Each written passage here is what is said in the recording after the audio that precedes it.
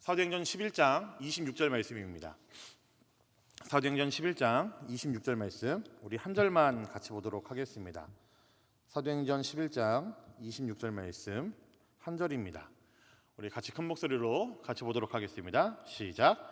만남에 안디옥에 데리고 와서 둘이 교회에 1년간 모여 있어 큰 무리를 가르쳤고 제자들이 안디옥에서 비로소 그리스도인이라 일컬음을 받게 되었더라.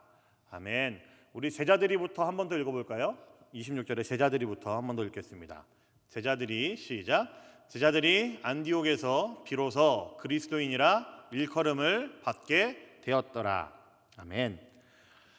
네, 여러분 그리스도인은 어떤 사람입니까? 여러분이 알고 계시는 그리스도인이라는 그 단어의 그 이름의 정의를 한번 내려보실 수 있을까요? 여러분들이 생각하는 그리스도인은 어떤 사람을 말할까요? 삶으로 예배하는 사람이라는 정의는 어떻습니까? 조금 뭔가 추상적이긴 하지만 그래도 뭐 어느 정도 고개가 이제 끄덕여지시리라 생각을 합니다. 우리가 생각하고 우리가 원하는 그런 그리스도인이라는 그 단어의 정의가 있을 겁니다. 근데 세상이 우리를 어떻게 보는지가 저는 더 중요하다고 생각을 해요. 세상이 우리 그리스도인들을 어떻게 볼까요? 우리 교회를 세상은 어떻게 보고 있을까요? 여러분 생각해 보셨습니까? 세상이 우리 그리스도인을 어떻게 보는지, 세상이 우리 교회를 어떻게 보고 있고 어떻게 정의를 내리고 있는지. 제가 몇 주 전에 한번 말씀드렸던 것 같은데 우리 청년들 목사라는 단어, 혹시 개독교라는 단어 들어보셨습니까? 네, 아마 인터넷을 좀 서칭을 많이 하고 좀 그런 댓글들을 유심히 보는 분들이라고 한다면은 아마 다들 익숙한 단어이리라 생각을 합니다. 사실 이런 단어들은 입에 담기도 부끄러울 정도로 민망한 단어이죠. 특히나 우리 교회 다니는 사람의 입장에서는, 그리고 저같이 이제 교역자의 입장에서는 사실 이제 입을 따라서 부르기도 좀 애매할 정도로 민망할 정도로 좀 그런 좀 슬픈 단어가 바로 이런 단어들이 아닐까 싶습니다. 세상은 이제 우리를 향해서 이런 말을 서슴없이 꺼내는 그런 시대가 돼버렸습니다. 그런데 이에 대해서 우리가 나서서 왜 우리에게 그렇게 말씀하십니까? 라고 말하기도 사실 조금 민망한 시대를 살고 있습니다. 그저 이것이 우리 기독교의 민낯이고 우리 기독교가 지금 이 땅에서 받고 있는 이제 현실이다라는 생각을 하면서 좀 우리 스스로를 좀 돌아봐야 될 필요가 있지 않나 싶습니다. 세상과 싸워야 될 때가 아니고 이렇게 말하고 이렇게 호칭하고 있는 세상을 향해서 우리의 모습을 한번 돌아봐야 될 때가 지금이지 않을까 싶습니다. 저는 세상에서 우리 기독교를 향해 하는 이런 욕들은 저는 오히려 좀 표현이 좀 그럴지 모르겠지만 좋다라고 생각을 합니다. 왜 욕을 할까요? 분명히 그만큼 기대가 있으니까 욕을 한다라고 저는 생각을 합니다. 교회가 우리 그리스도인이 예수 믿는 사람들이 세상이 바라고 있고 원하고 있는 그 어떤 기준에 미치지 못했기 때문에 세상은 우리 기독교를, 교회를, 예수 믿는 사람들을 욕한다고 저는 생각을 합니다. 제가 너무 이제 무한 긍정인지 모르겠지만 낙관적인지 모르겠지만 저는 오히려 그럴 때일수록 우리가 좀 스스로 좀 돌아봐야 될 때가 아닐까 생각을 합니다. 우리 대림교회는 어떤 교회입니까? 이곳에 모여있는 우리 청년들은, 우리 성도님들은 어떤 그리스도인이십니까?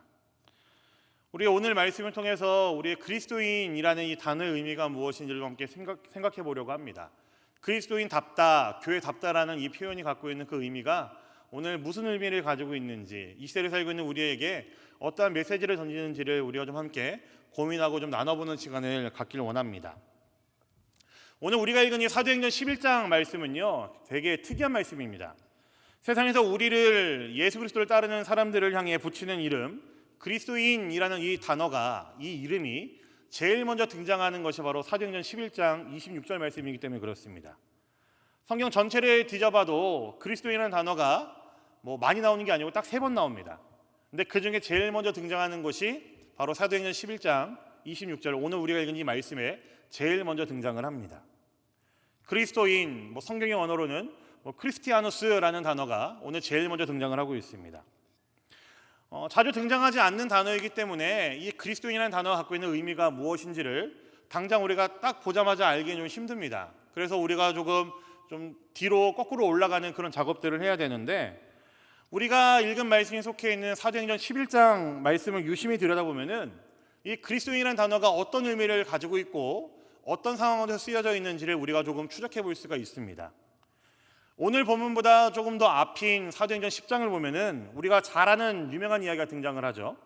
날 때부터 유대인이었고 철저히 유대인이었던 그 베드로가 이방인인 고넬료의 집에서 그 복음을 전하게 됩니다. 그리고 그때 거기서 그가 갖고 있던 모든 사고관이, 가치관이 산산이 부서지는 경험을 베드로가 하게 됩니다.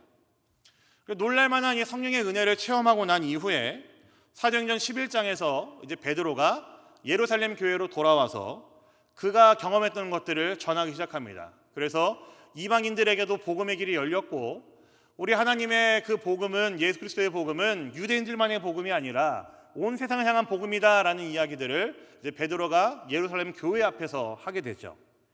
그리고 난 다음에 등장하고 있는 교회의 모습이 바로 오늘 우리가 읽은 사도행전 11장에 있는 안디옥 교회가 등장을 합니다.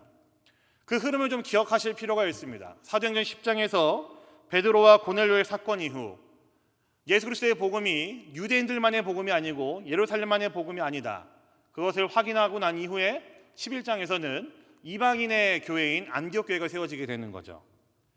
그래서 이 흐름을 생각하시면 매우 의미가 있습니다. 사도행전 10장에서의 사건 이후로 사도들은 물론이고 예수를 따르는 자들은 이방인이라 할지라도, 그들이 개나 돼지처럼 여기는 이방인이라 할지라도 그들에게도 복음의 은혜가 있음을 확인을 하게 되었습니다. 그리고 그 이후에 나온 이야기가 이방인이 주축이 된 이방인들만의 교회, 안디옥 교회의 이야기이죠. 이 안디옥이 어떤 도시였는지 좀 살펴보니까 성경에 나오는 어떤 도시들이 다 그렇듯이 굉장히 교역이 발달되어 있는 도시였고 굉장히 번화한 도시였었습니다. 이제 바닷길에 교차로와 같은 곳에 위치해 있던 도시였기 때문에 조금 과장해서 얘기한다고 한다면은 세상에 있는 거의 모든 문화가 모이는 그런 도시라고 해도 틀린 말은 아닐 겁니다. 그만큼 안디옥이라는 곳에는 많은 인종들이 모여 있고 많은 문화가 함께 교류하고 있고 많은 사람들이 모여 있는 큰 도시가 바로 안디옥이라는 도시였었습니다. 그리고 그런 도시에서 예수를 따르는 자들에게 붙여준 이름이 무엇이었다고요? 그리스도인이었었습니다. 그래서 사도행전 11장을 유심히 보시면은 그리스도인이 어떤 존재인지를 우리가 조금 알 수가 있습니다. 조금 먼저 정의만 내리고 하죠. 그리스도인다움이라고 썼을 때 그 첫 번째 의미는 저는 착함이라고 생각을 합니다. 우리 사도행전 11장 24절 말씀 한번 보도록 하겠습니다. 24절 말씀 함께 볼게요. 보겠습니다. 시작. 바나바는 착한 사람이요 성령과 믿음이 충만한 사람이라 이에 큰 무리가 주께 더하여지더라. 저는 사도행전 11장에 나오는 이 바나바라는 인물을 좀 살펴보면은 우리가 그리스도인이 어떤 존재인지를 알 수가 있다고 생각을 합니다. 그를 표현할 때 제일 먼저 이렇게 이야기를 합니다. 착한 사람이었다라고 이야기를 합니다. 그리스도인의 모델로 안디옥 교회를 이야기하면서 그 안에 특별한 인물이 하나가 등장을 하는데 바나바가 등장을 합니다. 근데 그 사람에게 이야기하기를 착한 사람이라고 이야기를 하죠. 이 착하다는 단어에는 여러 가지 의미가 있겠죠. 정말 착한 것을 착하다고 이야기할 테고요. 선하게 대하는 사람을 우리는 착하다라고 이야기를 할 겁니다. 저 같은 사람한테도 착하다라고 이야기를 많이 하겠죠. 네, 감사합니다. 고개를 이렇게 많이 끄덕여 주셔가지고. 네. 아무튼 착하다라는 의미는 여러 가지가 있을 것 같아요. 저는 그리스도인이 착하다라고 했었을 때 그 착함은요, 정말로 진짜로 누가 봐도 착할 정도의 그 착함이 있어야 된다고 저는 생각을 합니다. 저는 예의 있어야 되고, 그리스도인이라고 한다면은 매너 있어야 되고요. 누가 봐도 참 흠모하고 흥미를 가질 정도의 그런 인성을 소유한 사람, 심성을 소유한 사람이 저는 그리스도인이 되어야 된다고 저는 굳게 믿고 있습니다. 저도 그렇게 살려고 열심히 노력하고 있고요. 아마 우리 모두가 다 그렇게 해야 되겠죠. 그래서 저는 사역을 하면서 만나는 아이들 혹은 사람들에게 강의를 하든지 설교라든지 항상 메시지를 전달하게 될 때면은 저는 그래서 자주 하는 이야기가 바로 이겁니다. 어디 밥 먹으러 갈 때도 그렇고 누군가를 만날 때도 그렇고 그리스도인이라고 한다면 의뢰이 인사도 잘하는 사람이어야 되고 예의 있는 사람이 된다고 저는 이야기를 많이 합니다. 매너가 있어야 됩니다. 그리스도인은 누가 봐도 착하다라고 생각할 수 있을 정도로 그런 아름다운 심성을, 착한 심성을 가지고 있는 것이 그리스도인이어야 됩니다. 누구에게나 친절해야 되고요. 누구에게나 매너 있어야 됩니다. 그런데 그리스도인을 이야기하는 오늘 말씀에 바나바를 표현할 때 착하다라는 표현은요, 사실 이보다 조금 더 깊은 의미를 가지고 있습니다. 바나바에 대해서 조금만 더 우리가 살펴보면은 그 의미를 분명히 알 수가 있는데, 사도행전 4장을 보시면은 바나바가 처음으로 등장을 합니다. 그때 바나바라고 이름을 하면서 그의 이름을 표현하기를 위로의 사람이다라고 표현을 합니다. 바나바라는 이름을 사도들이 붙여줬을 때에 그를 향해서 말하기를 위로의 사람이다라고 사도들이 입을 모아서 결정을 했습니다. 위로하는 자, 위로의 은사를 가지고 있는 사람이라는 이야기이죠. 오늘 말씀에서도 바나바가 얼만큼 착한 사람이었었는지 그의 착함이 어땠는지를 좀 짐작할 수 있는 구절이 있습니다. 사도행전 11장 23절 말씀 보겠습니다. 같이 보겠습니다. 시작. 그가 이르러 하나님의 은혜를 보고 기뻐하여 모든 사람에게 굳건한 마음으로 주와 함께 머물러 있으라 권하니. 위로라는 단어가 나오지 않죠? 사실 여기서 우리나라 말로 권한이라는 단어가 위로한다라는 단어입니다. 사도들이 바나바에게 붙여준 그 이름, 바나바라는 그 이름의 위력이 여기서 등장을 합니다. 그리스도인의 착함은, 그리고 그의 모델로 보여주는 바나바가 보였던 그 착함이라는 것은요, 위로하는 사람이었다라는 이야기예요. 다른 사람을 진실로 세워줄 수 있는 사람, 다른 사람에게 사랑을 전달할 수 있고 그 사람의 마음을 따뜻하게 해줄 수 있는 사람, 한 영혼에 지쳐있고 쓰러져 있는 영혼을 소생시킬 수 있을 정도로 위로할 수 있는 사람이 바로 그리스도인이어야 된다는 이야기이죠. 그런 사람이 바로 착한 사람입니다. 바나바를 통해 드러난 그리스도인다움이 갖고 있는 이 착함, 어디서 드러나는지 아십니까? 사도행전 11장을 보시면요, 예루살렘 교회, 그리고 당시의 기독교의 본부와 같은 그런 곳이었습니다. 그곳에서 안디옥이라는 곳으로 방금 말씀드린 바나바를 파송을 했죠. 근데 바나바가 이 안디옥 교회에 나와 보니까 할 일이 너무나도 많고 사역도 많은 거예요. 그래서 그가 선택한 것이 무엇이었냐면은 얼마 떨어지지 않는 다소라는 곳에 가서 초야에 묻혀 있는 한 사람을 발굴해서 데리고 나옵니다. 그리고 그 사람과 함께 사역을 같이 진행을 합니다. 그 사람이 누군지 아십니까? 우리가 잘 알고 있는 사도 바울입니다. 시골에 묻혀 살고 있는 한 사람을 발굴해서 데리고 오고 그 사람과 자신을 아주 동등한 위치에까지 올려서 함께 사역을 할 정도로 누군가를 세울 수 있었던 사람이었습니다. 그만큼 바나바의 착함이라는 것은 한 사람을 세울 줄 알고 한 사람에게 위로를 끼칠 줄 아는 사람이었다라는 이야기이죠. 그래서 이제 사도행전 11장부터 사도 바울이 등장을 해서 쭉 사도행전 그 뒷이야기를 사도 바울이 이어가게 되는 거죠. 그리고 무엇보다도 오늘 말씀을 보시면은 그리스도인의 착함이 무엇인지 그 진면목을 알 수 있는 부분이 있습니다. 우리 방금 읽은 말씀 23절 말씀 다시 한번 보겠습니다. 같이 보겠습니다. 시작. 그가 이르러 하나님의 은혜를 보고 기뻐하여 모든 사람에게 굳건한 마음으로 주와 함께 머물러 있으라 권하니. 여러분, 여기서 어떤 단어가 눈에 들어오십니까? 제가 무엇을 보고 착하다라고 이야기하려고 하는 걸까요? 그리스도인은요, 착한 사람은요, 하나님의 은혜를 볼 줄 아는 사람입니다. 그리고 그 하나님의 일하심을 보고 진심으로 기뻐할 수 있는 것이 그리스도인입니다. 바나바가 그랬습니다. 그리고 바나바와 바울이 함께 훈련시키고 양육시킨 그 교회의 제자들이 전부 다 그렇게 살았습니다.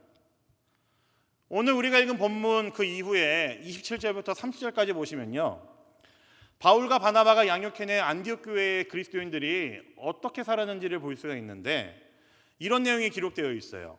아가보라는 선지자가 등장을 하고요, 그 선지자가 이제 온 땅에 큰 흉년이 임할 것이라고 예언을 합니다. 근데 우리가 정확하게 확인을 할 수 없지만 이것이 굉장히 큰 흉년은 분명했던 것 같아요. 왜냐하면은 서신서 곳곳에도 이 흉년에 대한 이야기가 언급이 몇 번 등장을 하기 때문에 그렇습니다. 이런 큰 흉년이 있을 것임을 알게 된 안디옥 교회의 그리스도인들이 어떻게 행동을 하는지 아십니까? 여러분, 만약에 우리나라에 이런 일이 생길 거다, 이 탄현도에 그런 일이 생길 거다 그러면은 우리가 가질 마음이 무엇이죠? 두려움이었을 것이고 어떻게 이 일을 견딜까 전전긍긍하고 우리의 앞길을 모색하겠죠. 근데 안디옥 교회 사람들은요, 큰 흉년이 들 거라는 예언을 듣고 그들이 어떻게 하냐면은 다 어려운 상황에 놓이게 될 다른 교회를, 다른 형제 자매들을 먼저 걱정을 합니다. 우리 큰일 났다, 어떻게 살아야 될까, 우리가 살 길 한번 모색해봐야지, 찾아봐야지, 이것이 아니고요, 안디옥 교회 그리스도인들은 같은 상황에 놓이게 될 다른 교회 형제들을, 다른 교회 상황들을 먼저 걱정을 합니다. 그리고 그들을 돕기 위해서 그들은 두 팔을 걷어서 돕는 일에 앞장섭니다. 이것이 바로 안디옥 교회 그리스도인들이 갖고 있었던 진면목이었습니다. 그리스도인 바나바, 그가 갖고 있었던 진면목은 착함이었는데 누군가를 세우고 위로할 때 드러났습니다. 그리고 그가 가르쳤던 안디옥 교회 성도들 역시도 바나바처럼 누군가를 세우는 데 앞장섰고 누군가를 돕는 일에 앞장서는 사람들이었습니다. 연약한 자들을 살필 줄 알았고 그들을 직접 도울 줄 아는 자들이었습니다. 그리고 방금 읽은 말씀에서처럼 하나님의 일하심을 볼 줄 아는 사람들이었죠. 아무리 절망적인 상황이라 할지라도 하나님의 일하심이 무엇인지 알고 기대할 수 있었던 사람이었고 그 일을 인해 기뻐할 줄 알던 사람들이 바로 그리스도인이었습니다. 지금 우리의 모습을 한번 돌아보시죠. 우리의 모습은 어떻습니까? 연약한 형제와 자매들을 먼저 찾아가고 위로할 줄 아는 모습이 과연 저와 여러분들에게 있으십니까? 우리는 어디 가서 이야기할 때 그리스도인이라고 많이들 이야기를 하겠죠. 과연 우리들의 모습 속에 누군가를 세워주기를 원하고 누군가의 위로의 말을 끼쳐주기를 원하고 연약하고 지쳐있는 누군가를 향해서 먼저 다가가서 손 내밀고 따뜻한 말을 건넬 수 있는 그런 위로의 사역들을 여러분 하고 계십니까? 혹시나 우리 안에 누군가를 위로하고 세우는 것보다 누군가를 넘어뜨리려고 짓밟고 하는 모습이 많이 남아있지 않으십니까? 너무나 제 개인적인 이야기긴 한데요. 제가 처음에 신학을 시작했을 때에 저희 모교회 목사님이 저를 불러다가 당부하신 게 하나 있었어요. 지금은 정말로 제가 많이 조심하고 있는 거긴 한데 목사님이 저한테 뭐라고 그러셨냐면은 너는 말로 사람 죽일 수 있는 놈이니까 말 조심해야 된다라고 제가 딱 신학 시작하기 전에 저한테 그 이야기를 제일 먼저 하시더라고요.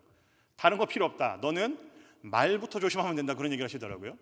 제가 그때를 지금 10몇 년 지나고 그때를 생각해 보니까 제가 누군가를 좀 골리고 좀 짓궂게 골리고 좀 되게 그 약점을 파고들어서 좀 이게 집요하게 파고들어서 사람을 좀 이게 힘들게 하는 그런 말을 제가 참 많이 했던 것 같습니다.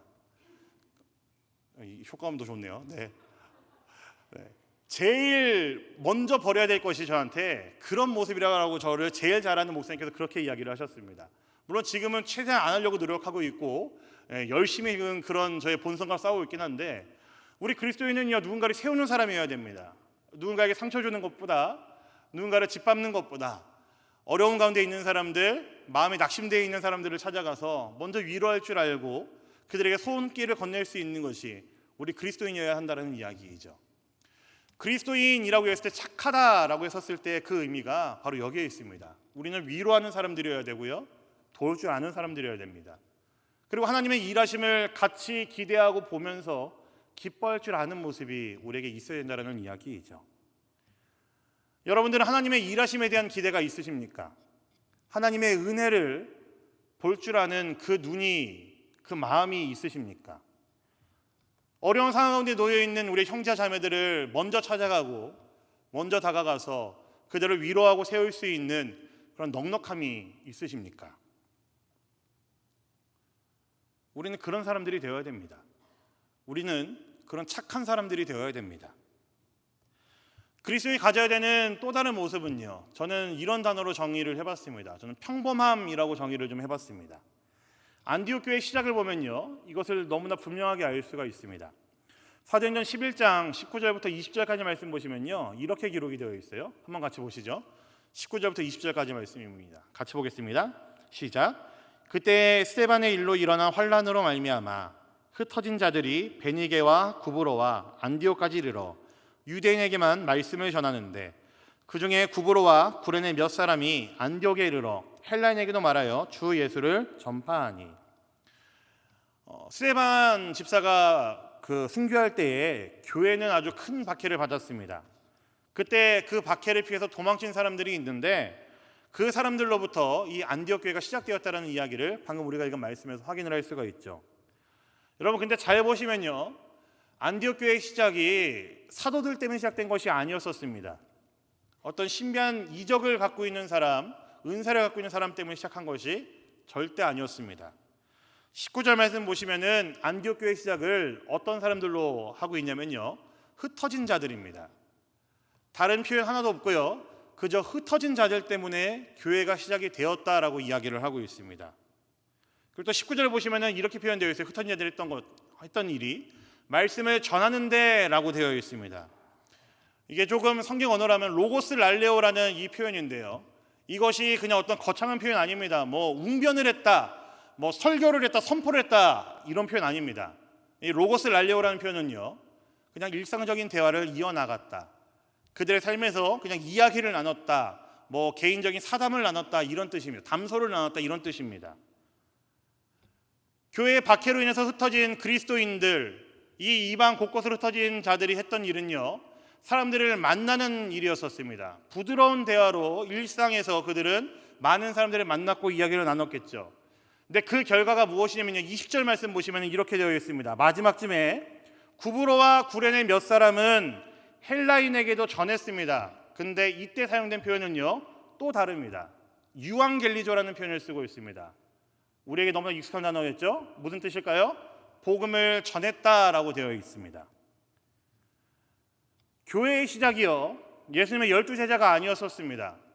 뭔가 특별한 이적과 은사를 갖고 있는 특별한 사람들이 아니었고요, 교회 지도자가 아니었고요, 박해를 받아서 흩어진 그리스도인들, 평범한 그리스도인들이 곳곳에 흩어져서 사람들을 만났고 그들의 일상 속에서 대화를 시작을 했고, 그 대화 속에서 그들은 복음을 증거했습니다. 우리가 생각하고 있는 구조와는 전혀 다르죠.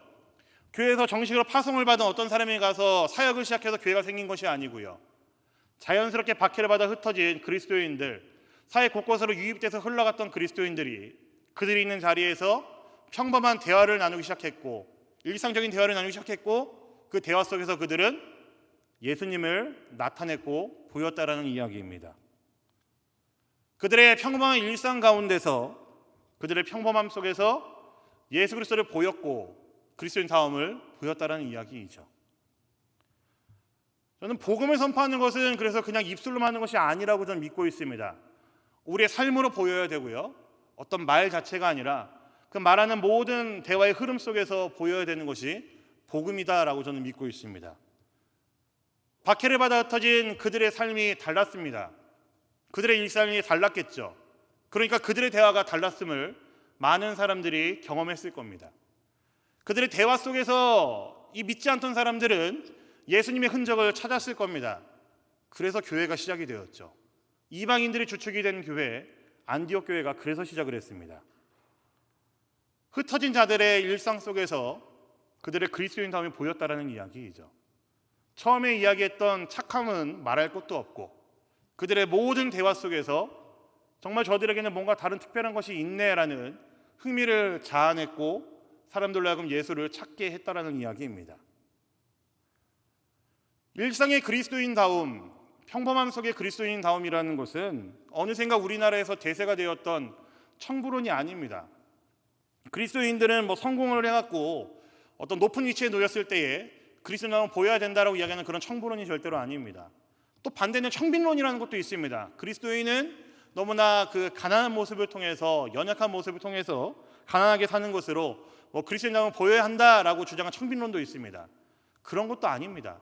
사실은 그리스도인다움이라는 것은요, 이런 어떤 카테고리를 가지고 정리할 수가 없습니다. 그냥 우리가 어느 자리에 있든지 우리의 평범한 일상 속에서 우리가 살아내고 있는 그 하루하루의 삶 속에서 그리스도인다움을 보이는 것이 우리가 해야 되는 일이라는 이야기입니다.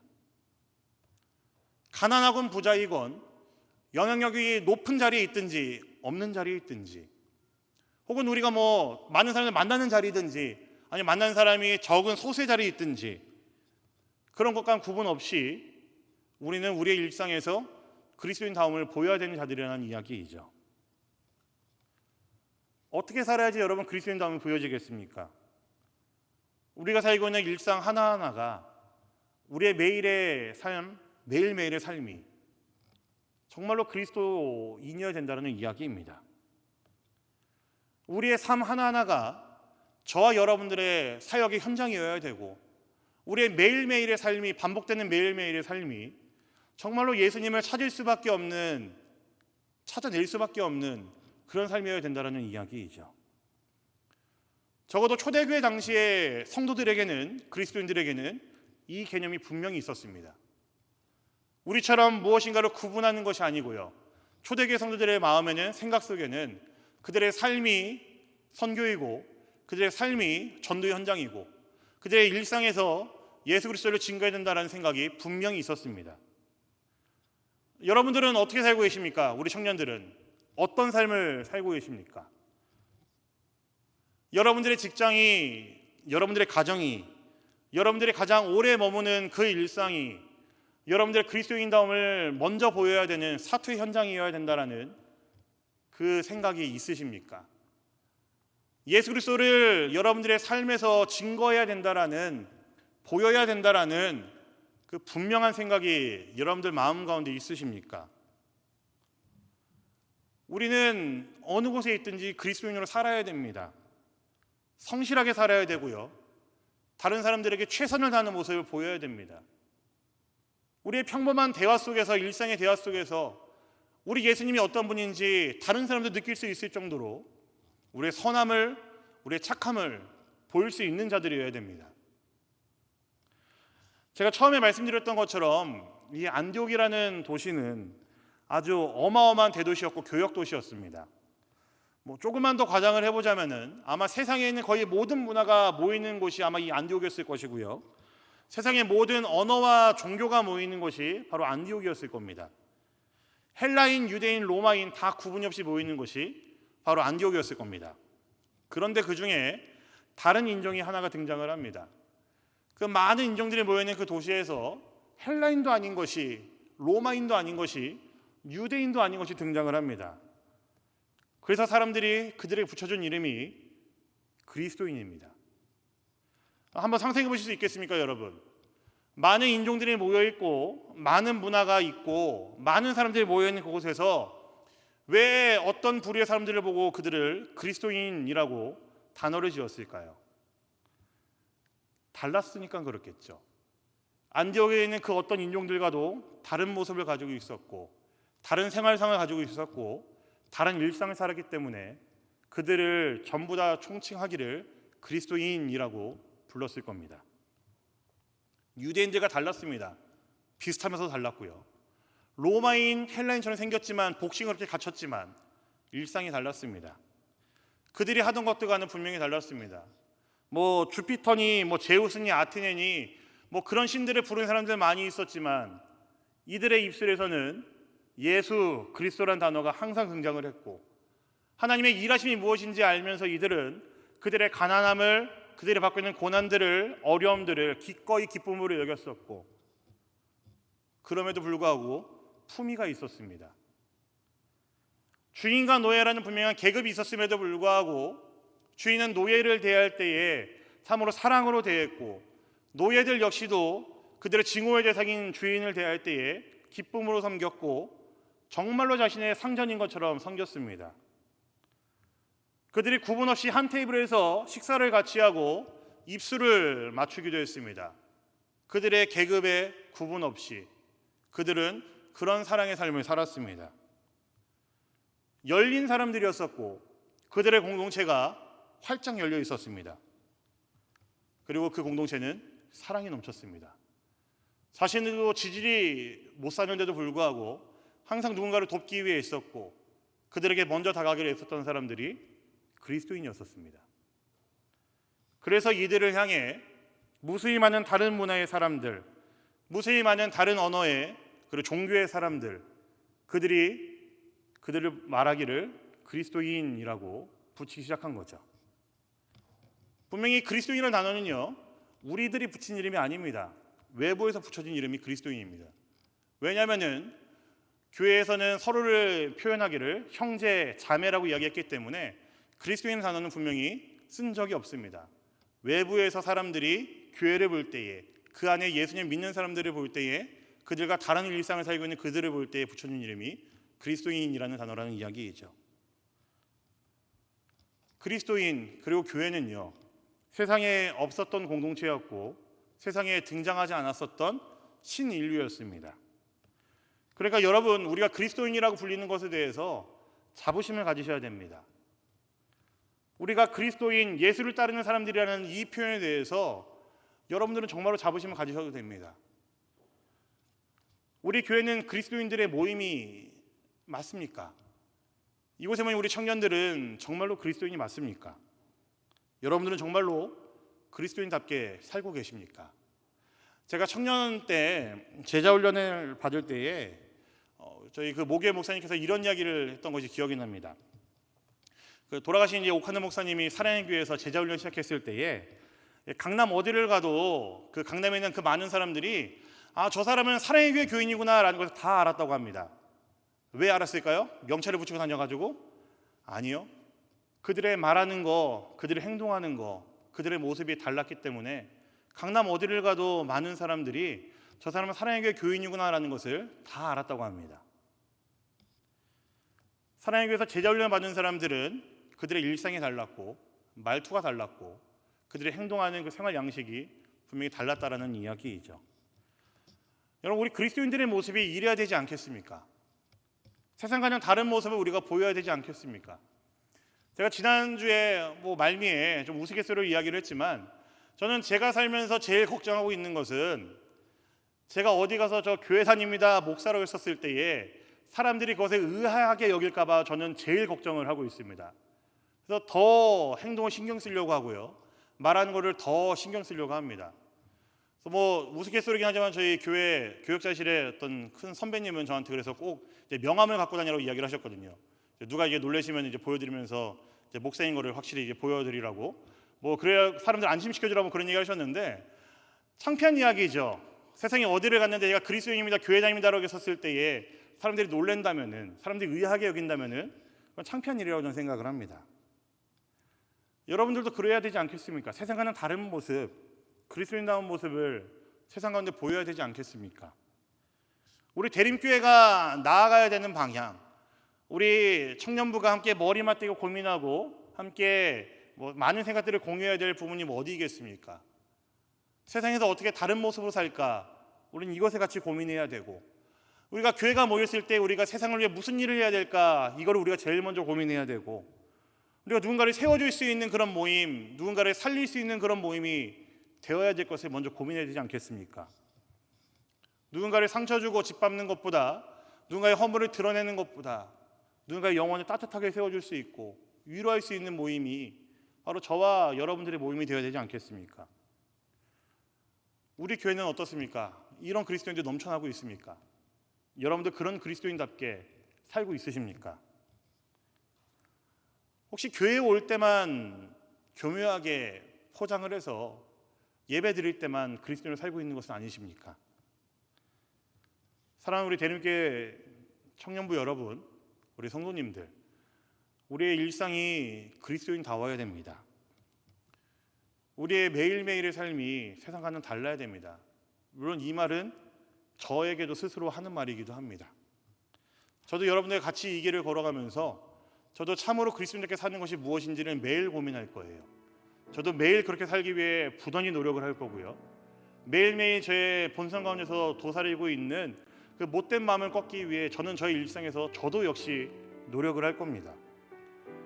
세상이 우리를 바라볼 때 목사, 개독교라는 말이 아니라 그리스도인이라는 이 단어가 무색해지지 않을 만큼, 이 단어가 불쌍해 보이지 않도록 우리의 삶을, 우리의 신앙을, 우리의 일상을 우리가 바꿔나가야 되지 않겠습니까?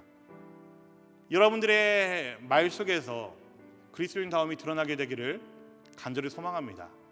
여러분들의 매일매일의 일상에서, 여러분들이 가장 오래 머문 직장에서, 가정에서, 혹은 다른 어떤 장소에서 여러분들 그리스도인다움이, 그 착함이 드러나게 되기를 간절히 소망합니다. 우리가 무엇인가 멋들어진 일을 하지 않는다 할지라도 괜찮습니다. 우리의 일상이 그리스도인답다면은, 우리의 평범한 일상이 참으로 예수님을 닮아가는 사람들 같다면은 괜찮습니다. 그러면 정말 멋있는 그리스도인일 것이고 정말로 멋지게 사는 사람의 모습일 거라 전 분명히 믿고 있습니다. 사랑하는 우리 대림교회 청년부 여러분, 여러분들의 매일매일을 그리스도인답게 살아가는 매일매일이 되기를 간절히 소망합니다. 여러분들의 평범한 일상 속에서 이 세상 속에 살아가는 그리스도인답게 참으로 착하게, 아름답게 그렇게 살아갈 수 있는 우리 대림교회 모든 청년부 여러분이 되시기를 우리 주님의 이름으로 간절히 부탁드리겠습니다. 아멘. 우리 시간 말씀 기억하시면서 함께 찬양하길 원합니다. 제가 언젠가부터 그리스도인이라고 얘기를 하면은 이 찬양이 제일 먼저 생각나고 그러더라고요. 교회 그러면은 우리를 사용한 사사라는 그 찬양이 제일 먼저 생각나는데, 그리스도인 그러면 저는 언젠가부터는 이 찬양이 제일 먼저 생각납니다. 이 찬양의 가사대로 우리가 정말 한 절이라도 한 푼이라도 할 수 있다고 한다면은 아마 우리는 정말 성공한 그리스도인의 모습일 거라 생각합니다. 우리 이 찬양의 가사를 함께 고백하시면서 우리의 마음을 다시 한번 다잡고 결심하고 결단하는 시간 되면 좋겠습니다.